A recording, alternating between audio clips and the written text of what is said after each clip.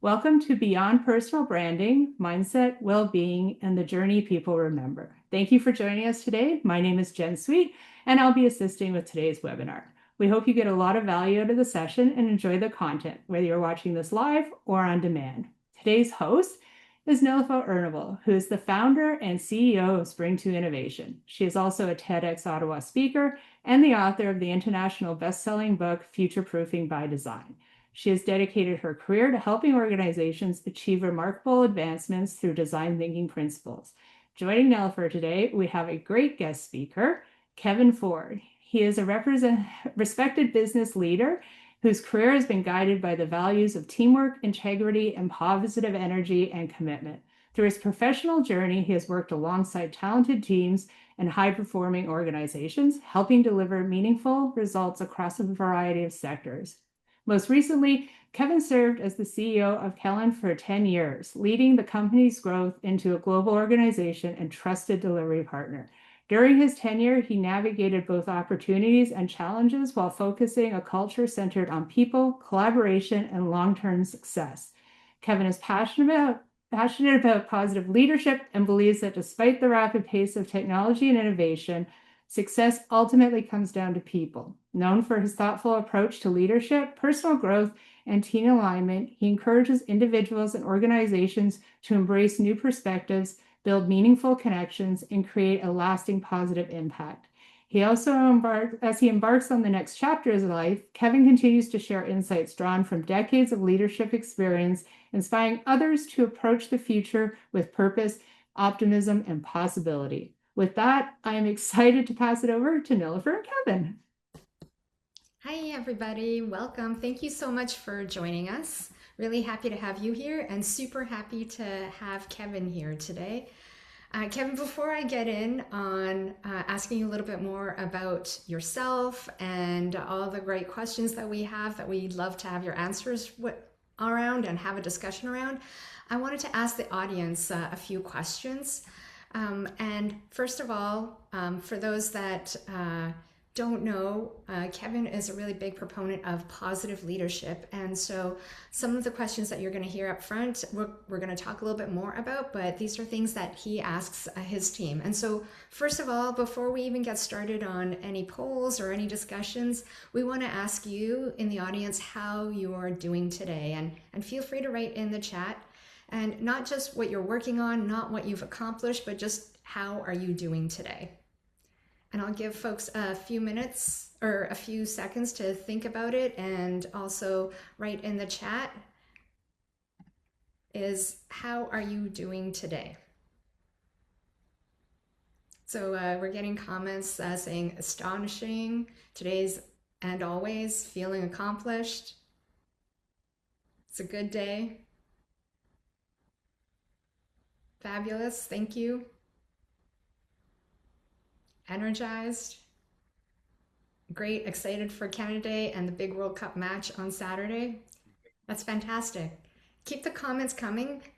We have a few more questions, and these are going to be polls now. So thinking about the place that you're in today, how would you rate your mental well-being? Number 1, struggling. Number 2, between struggling and managing. 3, managing. 4, between managing and thriving. And 5, thriving. And so how would you rate your mental well-being today?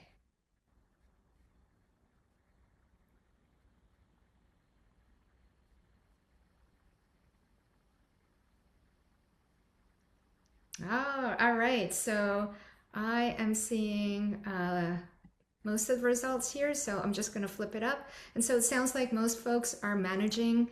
Some are between struggling and managing, and few people are struggling, few people are thriving, and a few managing and thriving. So I think most people are in the 3 range from what I can see, 3 to 4 range.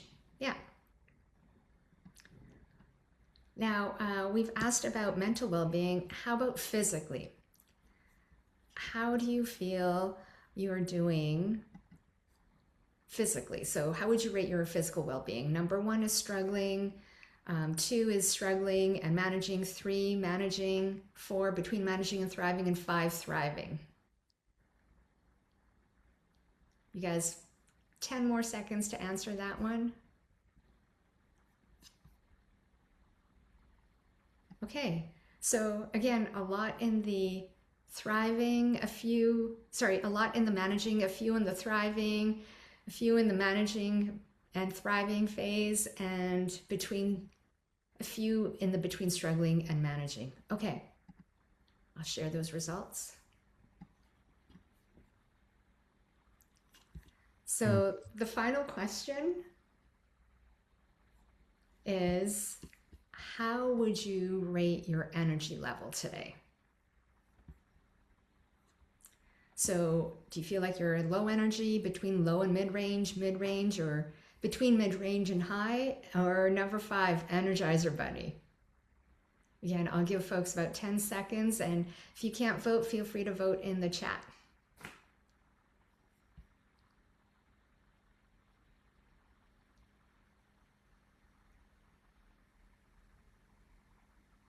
All right, and so very similar again, a lot of people in the mid-range of energy levels. A few folks are really high energy. Some are between mid-range and high energy. Majority seem to be between the mid-range and low to mid-range. So thank you so much for sharing. That gives us an idea of how the audience is doing. And so with that, I'm going to open it up and start our conversation with Kevin. Kevin, great to have you here and have you in more conversation. I'm going to, first of all, ask you what you think of people's responses to their mental, physical, and energy levels, and then tell us a little bit about yourself and why it's important for us to take into consideration those 3 or 4 questions. Well, first, thanks for having me. It's always fun for me to sit down and talk to individuals, leaders, people about what's on people's minds. And I know today's world, there's lots going on. There's a lot of macro things happening, and those questions I actually use to start my executive retreats with. And so, that's kind of the background of that for those on the webinar, because I thought for me, what's not happening right now and why I think those questions are important is we all run such an incredibly hard pace. We're all very hard on ourselves. And as I saw in the responses, the majority of every question was in that 3 range. So let's just think about that. So some were, 4s and 5s, and congratulations for those. And others were struggling. And if we knew you better, and if this wasn't a public forum, I'd be saying, let's try that webinar again. Because I have seen, some folks saying, "Oh, Kevin, I'm a 2 faking a 4." Like, I've seen the honesty comes out. So my first observation is, number 1 is awesome. Everyone just jammed in on that. As a musician, I'm in my studio right now. It's so cool that people actually participated. So thank you for that. But the question, your point on how are you doing, to me, always has those 3 dimensions: your mental health, your physical health, your spiritual, your energy health, however you want to define that. Because you could be physically well, but not having energy. You could be mentally well, but physically not well. So I always like to look at those 3 dimensions. So number 1, think about that. Everyone was around a 3 on average, 3 out of 5. So let's just think about that. The other component is, I don't know who's on this webinar. I don't know if you're leading organizations, if you're leading teams, ask that question to your team. And what you will find is some brutal honesty as they come to trust you, that you're asking it from a spot of authenticity and not just some management, normal, here's a survey. Why is this important? It's important to me. So why was that important to me? Because I know how hard we are working. I know how hard things are. You're looking at a guy who had a heart attack, had cardiac arrest, right? I was gone for 8 minutes because I thought I was super person, Superman, right? I could run organizations. I could be a father. I could run in the community, the whole kit. Physically, I was well. I was running. I was in great health, I thought, until about 8 years ago. So for me, that was a wake-up call. So everyone on this webinar, I don't want you to be me. Don't be the guy or gal that, runs into a wall in some shape or form. So how are you doing? Think about it, reflect, and then let's talk about it as we go through this session. And Kevin, did you find yourself asking those questions after you had the heart attack, or is that something you've always had in terms of your philosophy towards leadership? I think it's always been part of my philosophy to get to know people, to really be authentic. And I'm curious as heck with people. And I think I'm really good at reading body language as well. Like, I think it's a skill you learn over time when you manage people. You recognize somebody's saying something, but their body's in a totally different mindset. You can tell there's a disconnect between what you're hearing versus how they're actually showing up. So I think over time, as you do with folks, and I'm sure people on this call can relate to that, you could be talking to somebody and you're saying, I hear what they're saying, but there's something not quite right on how this is aligning to how they're physically showing up. So I think I've always, over time, I think we all develop that muscle, I think anyway. But that definitely the heart attack, having some health scares. It was important to me that when you're running an organization, success, and I always said that, like, yeah, we could talk about Calian and quadrupling the company and going global and 20 acquisitions and share price and financial results and all the things that happen in publicly traded world.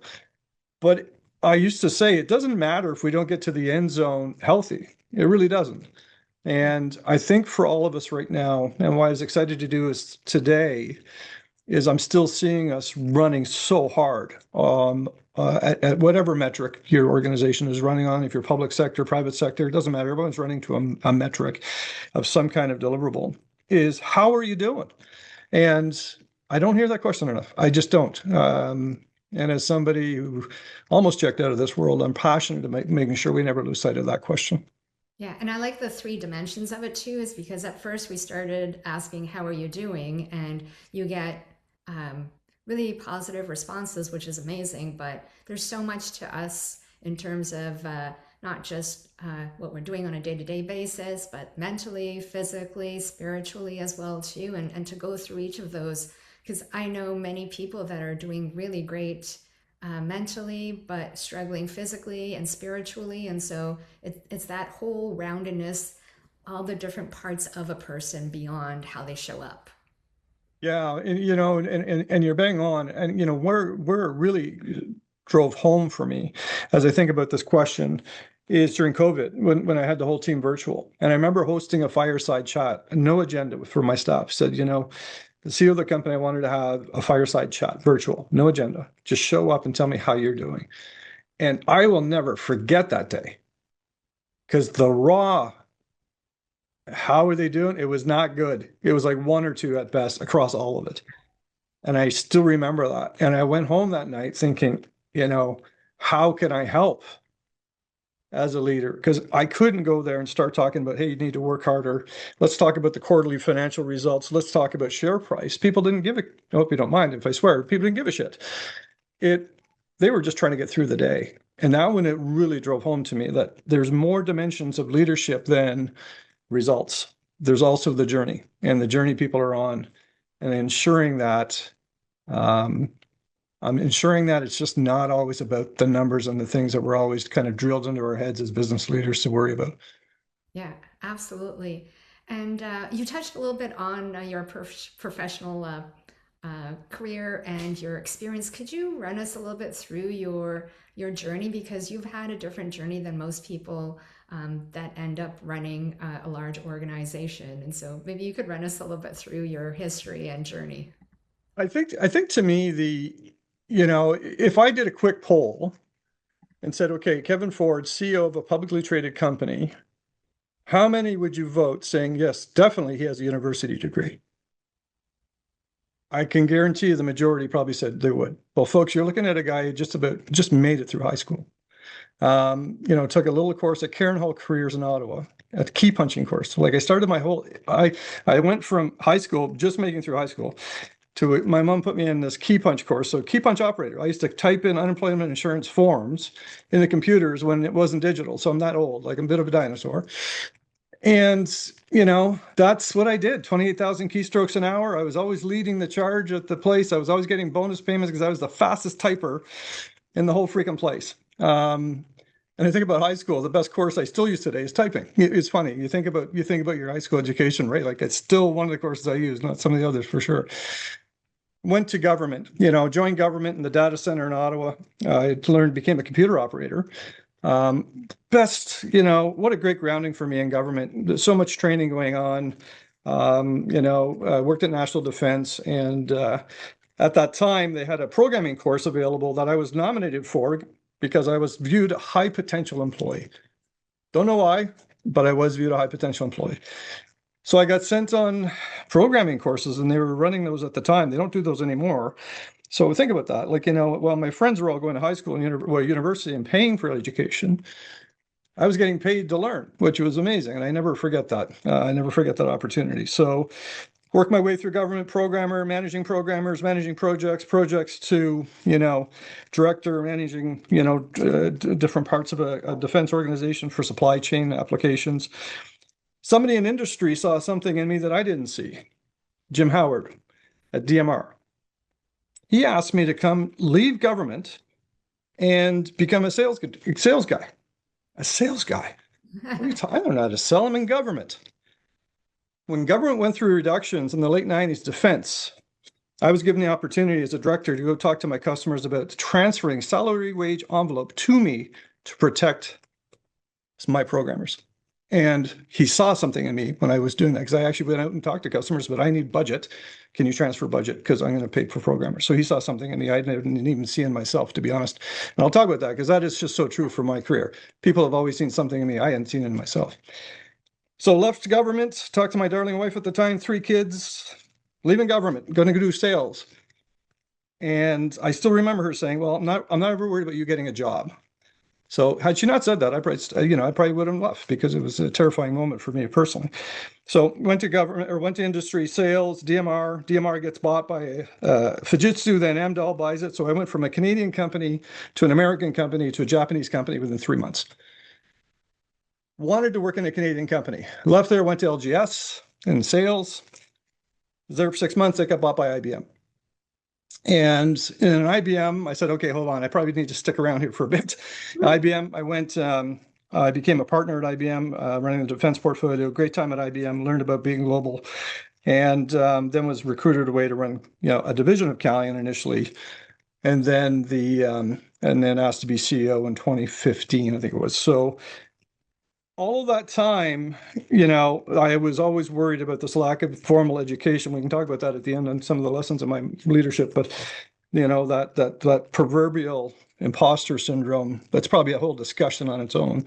That I always thought this would always be a roadblock to me, and I always worried that at some point my career would come to a grinding halt because of that university education, lack of it. And I was able to, move up and run a publicly traded company, $800 million global, the whole kit.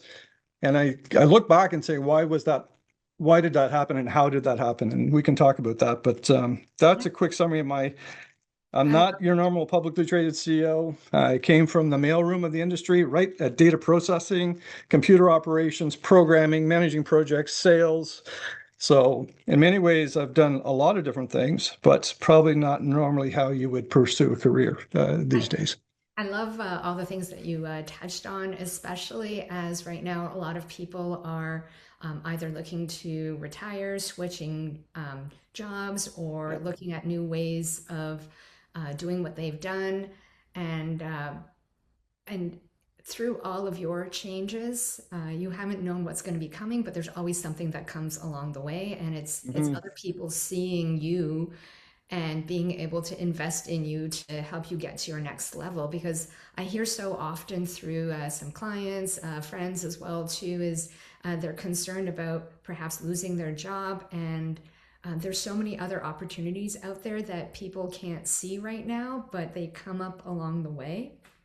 And then the other thing you touched on that um, I really resonate too with is in the late 90s, there was such a reduction in spending on defense, especially within Canada. And I was working at General Dynamics at the time too, Mm. thinking, nobody's going to put money into defense anymore. And now as you ride through the different waves, different economies, different global environment, then you're actually coming back into a time where it's being invested in more and more, and it's you just never know what is going to be coming up. Like if you told me there was going to be a time where there's going to be so much influx of spend into defense, I at that time I wouldn't have believed you. But it's just from one step to the next, it opens up new doors, and then new phases of life come along the way that provide opportunities. I say that's so true, and again, I don't know who's on this webinar today or who's going to watch it. We're all at different phases. I suspect if we did a quick, poll on where are you in your career? I'm in my first 5 years, first 10 years, 15, 20 years. I'd be curious to see just where everyone is on that journey. I've been 43 years. I started working at 17, 18. And did I mention I didn't go to university? So when you have that kind of experience and you look back in the journey, there were clearly how do I say it? There were clearly forks in the road, decisions I made that, had I not made that decision, I wonder where I'd be sometimes. But to your point, yeah, if you believe in yourself and you believe in your ability just to show up, you know, positively with energy, I think you're employable, or you can pick whatever path you want to pick. And I realize that's getting tougher today because people are getting confused on what is available out there with all the advent of technology now. So happy to have that discussion as well. Yeah, and you also touched on imposter syndrome Yep. directly and indirectly a few times, and I think all of us struggle with that in some way, shape, or form too. What are some things that you might be willing to share that have helped you overcome some of that? Well, when I think about it, because I always had this chip on my own shoulder, that I saw myself in a way that, as I've come to realize now, nobody else saw me that way, except I did. Nobody was aware that I didn't have a university education. Nobody was aware that, that this was something I thought was going to be a proverbial, glass ceiling in my career.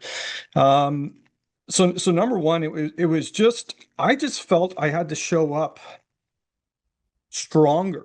I had to work harder. I had to be having outcomes and outputs and everything. So I put more pressure on myself to say, okay, the only way I'm going to overcome this imposter syndrome is by outperforming everybody. And I would just go in and always try and outperform. And I say that, but anyone who worked with me, I don't think I've ever viewed me as an individual contributor, as more of a team player.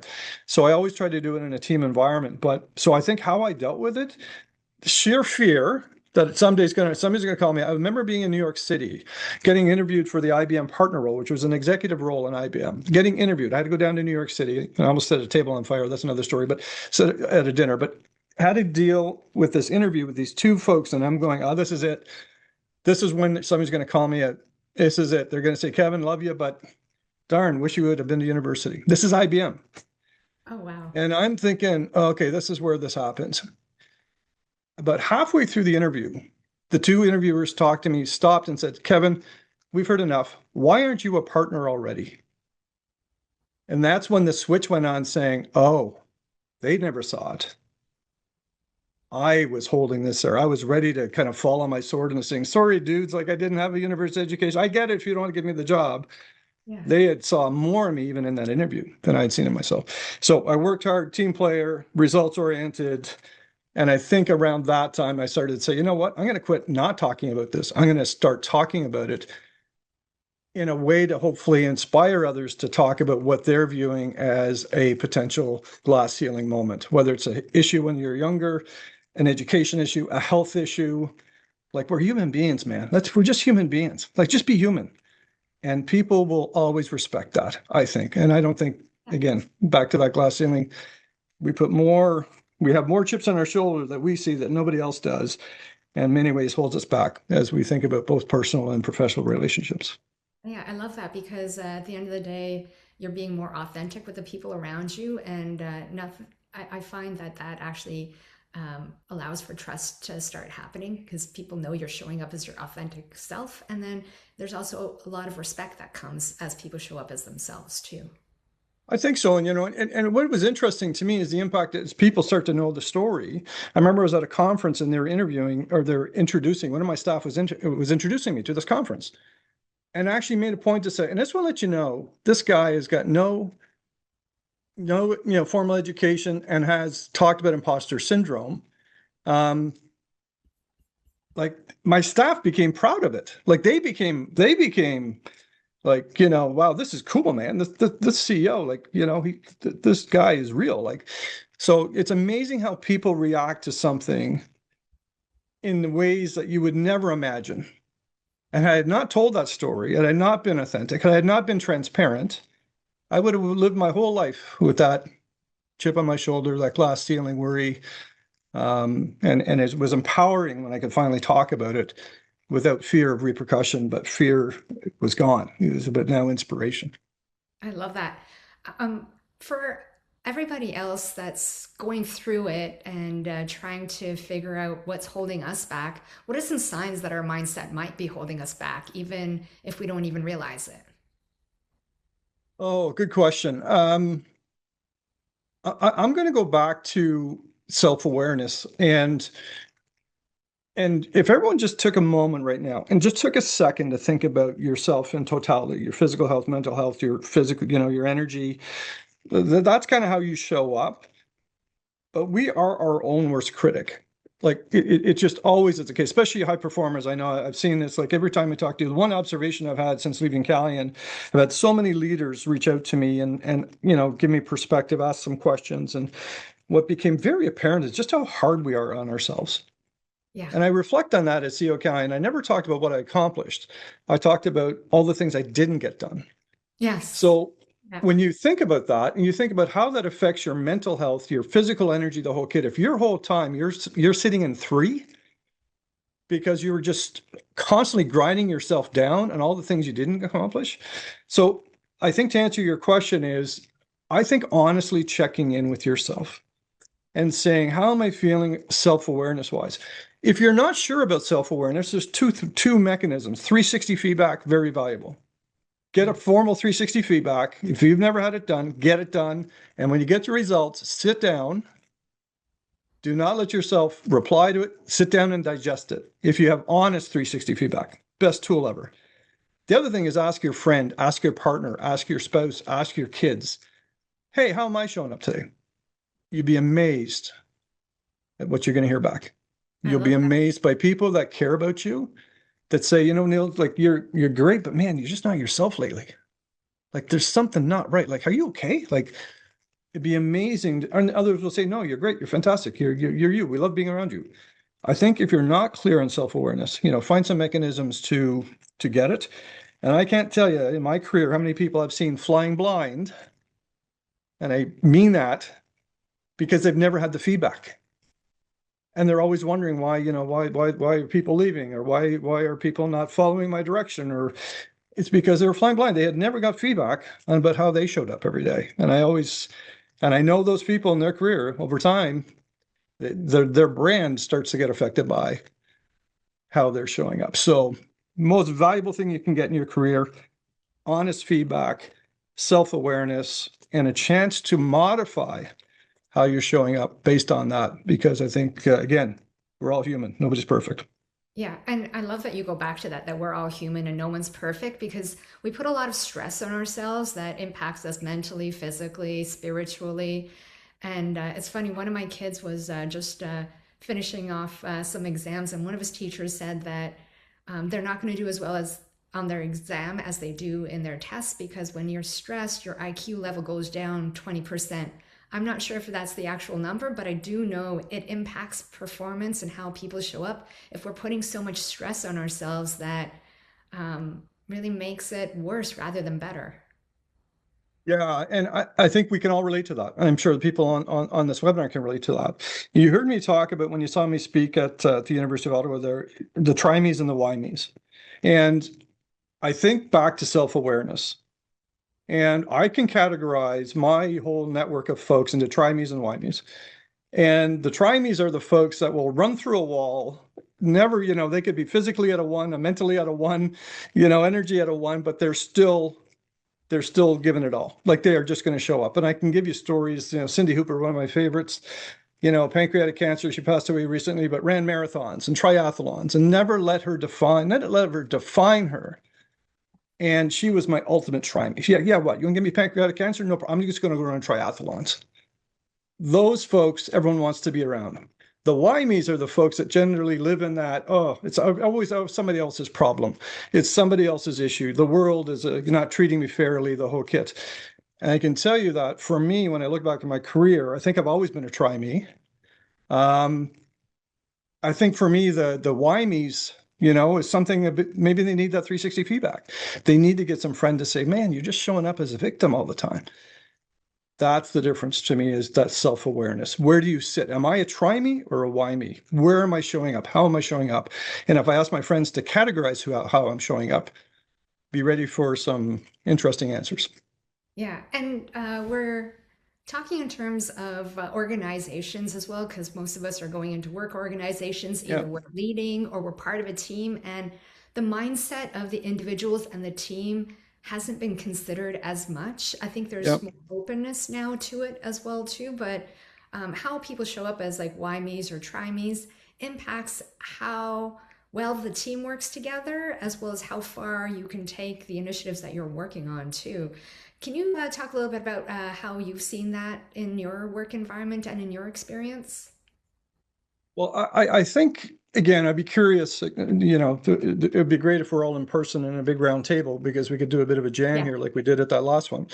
And people chime in, please. Like, I think if you just went to your office or your work environment or wherever you are today, or you think about your network and just categorize folks quickly, like in your mind, even, it's amazing how fast you can do it, because it's just the reality. So if that's the case and you're going into the office, and whether you're managing people, you're just a contributor, who's going to have the courage to call it out? Yeah. Because what happens, this stuff festers, right? Yeah. It just festers in an organization. And basically, I think that if the authenticity, the transparency, the different ways you can talk about it, and it doesn't have to be ignorant, by the way. You can just go in and say, look, I just don't know if we've got alignment. I just not feeling energy. My energy's at a 3. I'm a very positive person, but why am I always running this engine at 2 right now? To me, that's the organization I want to work in, is where I can go and have that discussion and talk about, geez, I just don't think we're aligned here. Or maybe there's an issue that's causing this try me, why me thing. Because a career is short. Like, 43 years went really fast, everybody. Like, I'm 61 now. It went really freaking fast. Holy moly. And you hear that all the time. Yeah, this old dude, dinosaur, whatever you want to call it. But it goes fast. And I'd hate for all of us to look back on that. And I've been very fortunate to work in great companies with great team members and learned so much. And, what's sitting in front of you today is really a subset of all my experiences I've had with great organizations and great people and great mentors and great team members. I just want that for everybody. Like, I want everyone to be sitting here one day getting interviewed by you, talking about their journey and how they enjoyed it. And it's not with a challenge. It's not perfect. There's good days and bad days. But if you're in an organization, if you're at a place right now where you're showing up and all those metrics are 2s, listen to it. Because I won't tell you which organization, but I stayed in an organization way too long because I was trying to fake it. I was a 2 faking a 4, because I just listen to your inner being, because it's telling you something. And those numbers keep running through those: physical, mental energy, physical, mental energy, physical, mental energy. And if they keep rating low, something's not right. Physically, maybe there is something wrong. Talk to your doctor. Mentally, talk to your psychologist. I say psychologist, no big issue. Talk to your psychologist. It's the energy one that's always the one I pay attention to, because people who know me, when I don't have strong energy, they say, boy, something's wrong with Kevin today. So that's one people see a lot, is just how you're showing up. I love that. In terms of leadership teams that often believe that they're aligned when they're not, what are some warning signs that alignment is missing in a team? Well, I, I used to, it took me a while to figure this out. But if you're in a meeting and they start talking about the organization. I can't remember, it's third party, whatever, but they're talking about you guys or you gals, or they talk about us versus them. They talk about we versus they. So, number one, if you're an aligned organization, it's a we organization, right? We Yeah. are going in, we're going to battle, we're aligned, we're going. It's when you hear the words they or you guys or you gals. It's when you start to refer to people in your organization like they're not part of your organization. That was my first hint. Like, it's like, I remember taking one of my exec teams away. And I remember somebody actually talking to me, the CEO, saying, you guys don't get it. And I'm thinking, you guys, who are you talking about? Like, I'm looking around, like, are you talking about, like, this is my exec team, right? It's like, it should, if there's not a we in this exec team, this is not good for our staff, because if we're not aligned at the top, it can't be that fun to be working in an organization where it's like, that Ford guy, he's an idiot. Like, what he wants to do is crazy. So watch for those we, they, us versus them. It's just apparently how people talk about the organization is a first sign to me. The second thing is, I'm a big fan of 3-year strategic plans. I don't like 5 years, don't like 1 year. It's never long, like, especially with today's rapid pace. When one of the things I did at Calian to try and transform into a growth company, and anybody from Calian will remember this 2020 400 plan, which was by 2020 we're going to be a $400 million organization. We're going to look at the company totally differently, and we're going from a growth rate of 1 or 2%. We're going to go to 10%. And remember when I told my execs that, they all thought it was absolutely insane. Not all of them, some did. But over time, it became a rallying cry for the whole company. 2020 400, 2020 400, 2020 400. And it became a we environment where we were all rowing really hard to make that happen. And there's a whole bunch of things beside the financial metric. But my point being that if you don't have a strategy, 2 years, 1 year, three, I don't care, pick one, pick a strategy.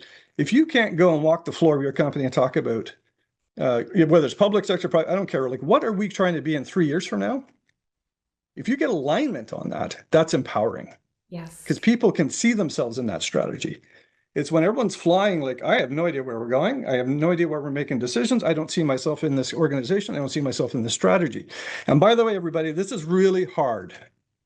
This is really hard, because sometimes strategy is viewed as a ticky mark in a corporate agenda. Oh, it's time to do strategy, right? Oh, okay, good. We did it. Oof, put it on the shelf. We'll pick it up again in 3 years.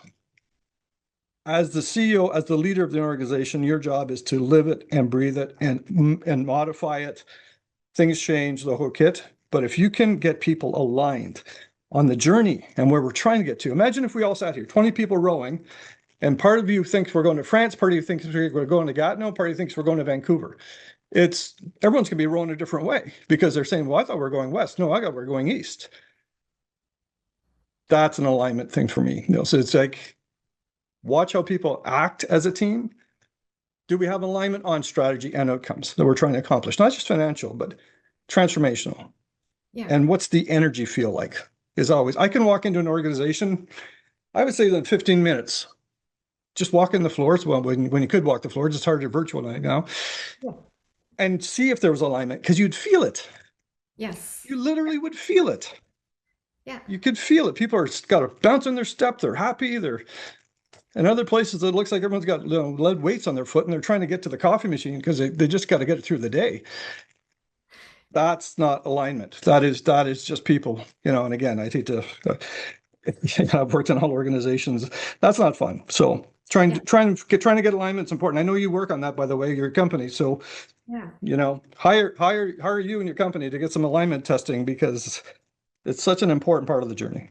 Yeah, yeah, and you're right. We do alignment audits for organizations and help them figure out how they can get realigned. And I've worked in both types of companies where there's been massive alignment. We're thinking of as a we, and there is that little pep in your step. And even though I haven't worked with those people in over a few decades, I still reach out to them and see them every once in a while and catch up, because it was such a great experience.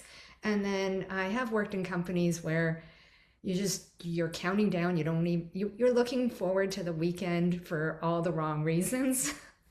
And it makes a big difference in how people show up and the effort that people are putting in.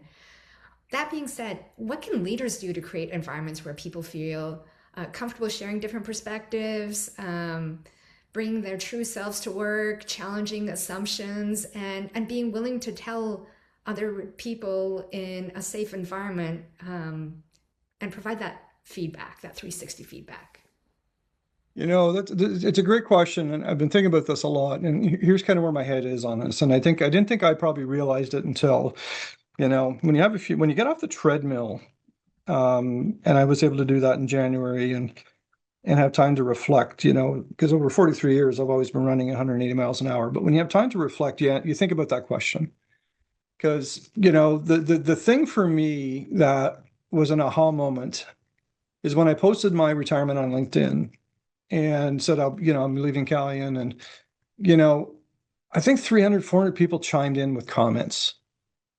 And not one of them talked about results. Not one of them talked about the financial transformation, the numbers. Nobody talked about the acquisitions. Nobody talked about the scaling globally. Nobody talked about that.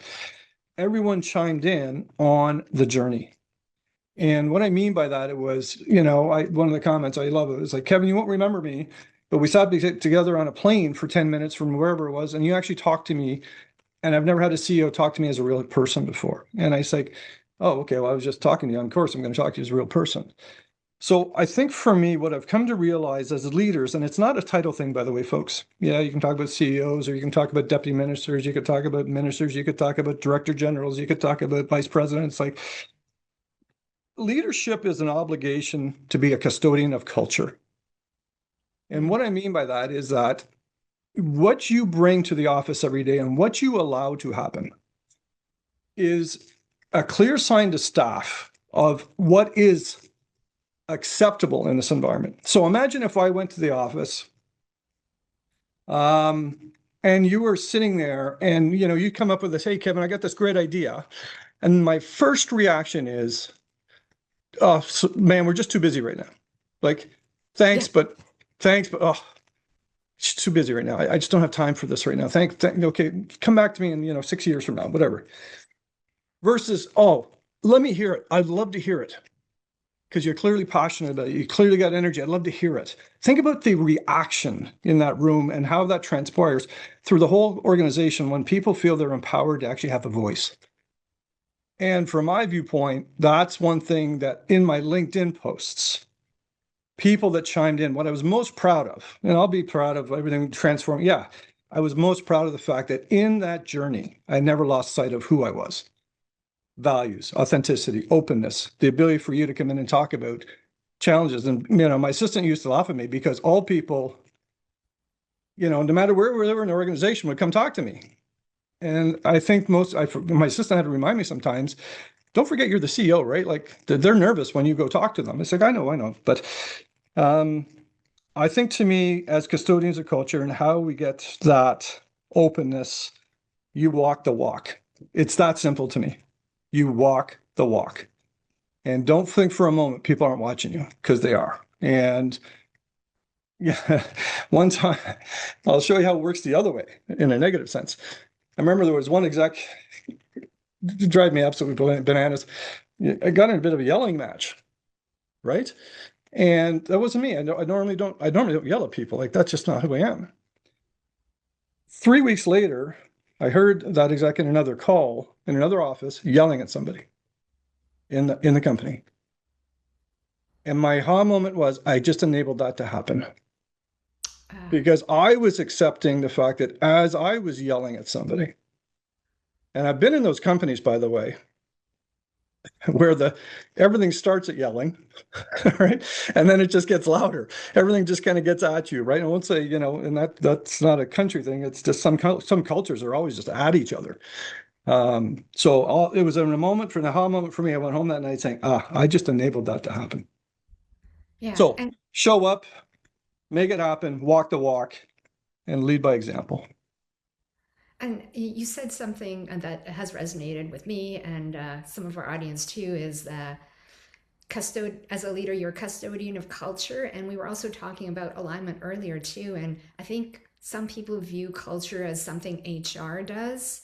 And a lot of the time in organizations, there's not anybody looking at alignment. And so in your experience, who's the best person in an organization to be the custodian of culture and to be looking out for that alignment component of it? I think the leaders of an organization, the easy answer would be, the CEO or I think the person who's sitting on top of an organization, and this could be a micro, you could be the manager of people.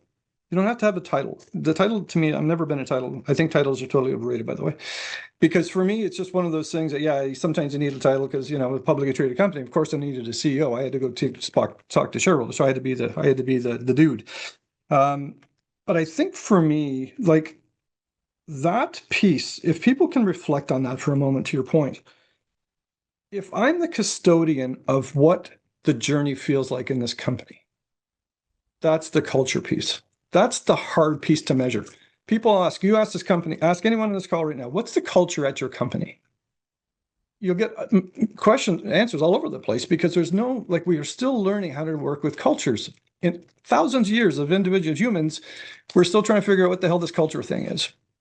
We can talk about financials, we can talk about engagement, we can talk about this and that, but let's talk about culture.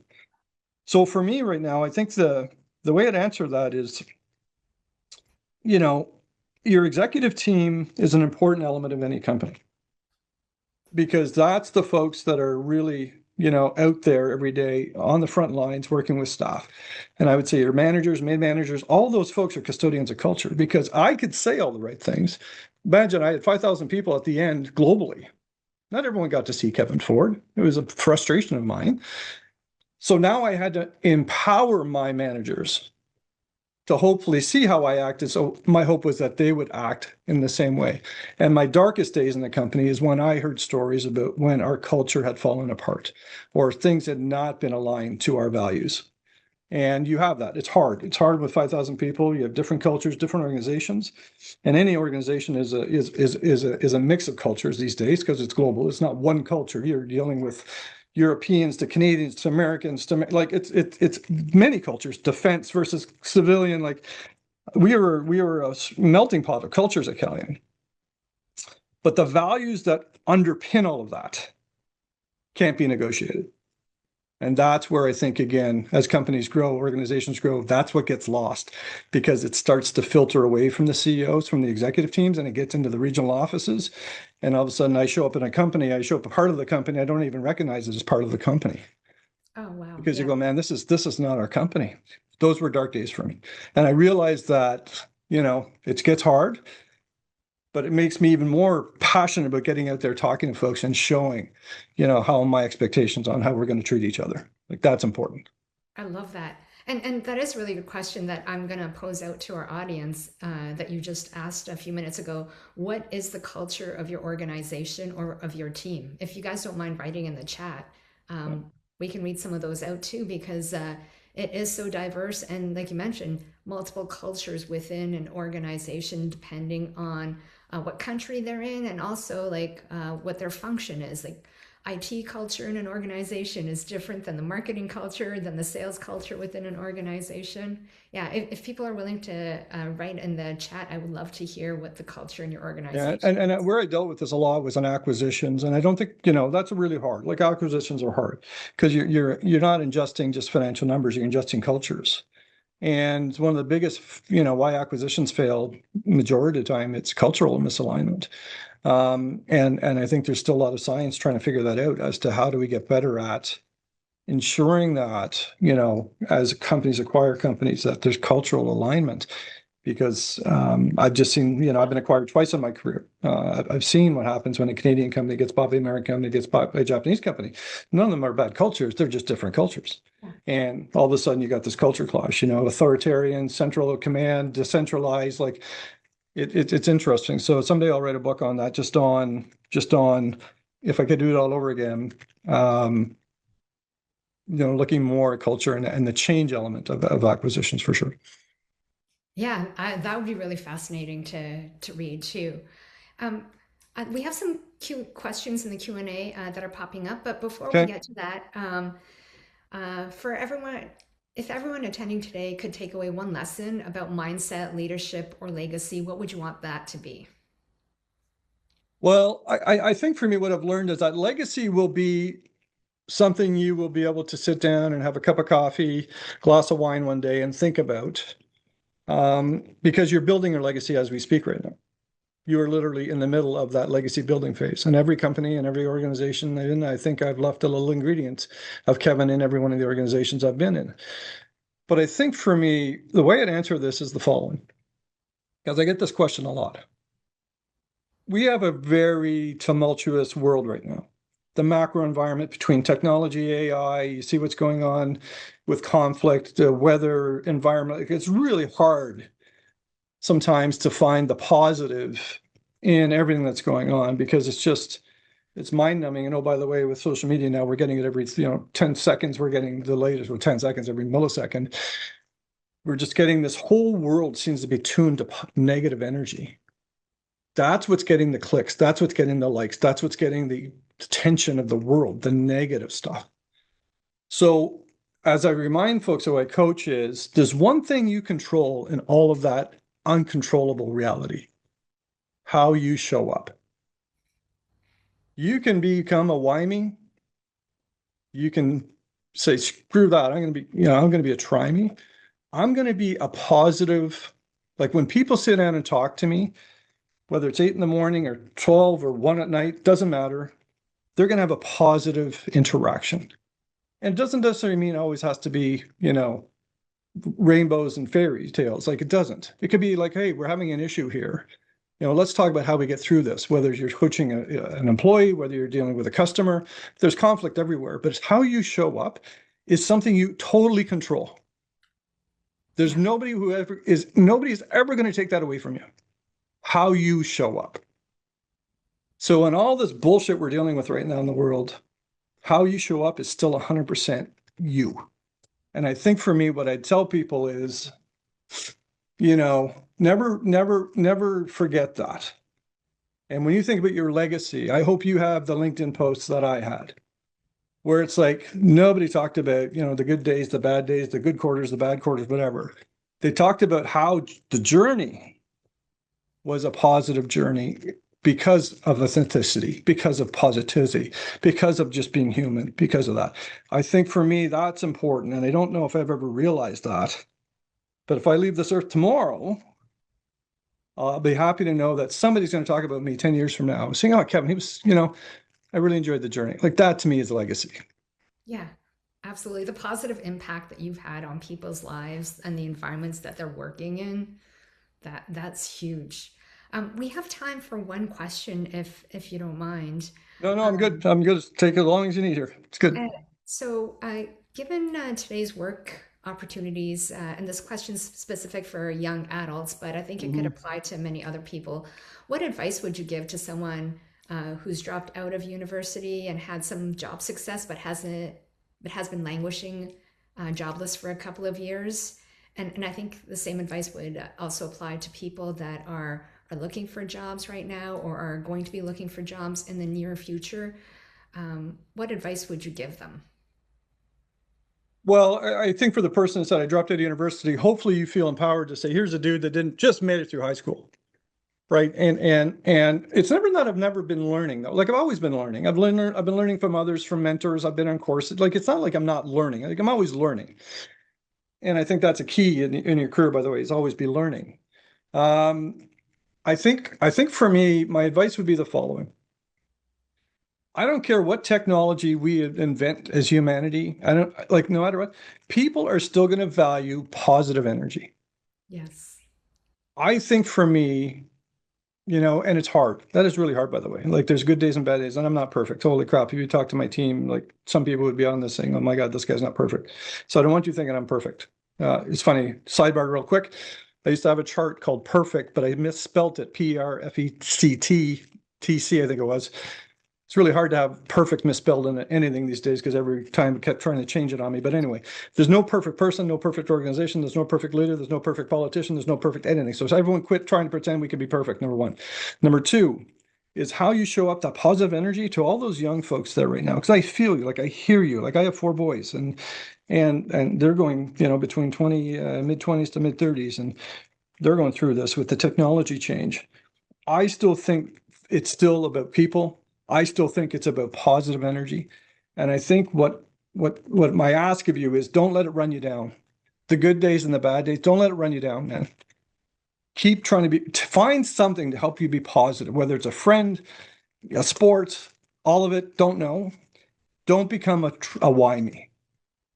Be a try me, be positive. And I do believe that organizations are still going to value high energy, value people that are going to be positive, because I recognize it is tough out there right now. So easier said than done.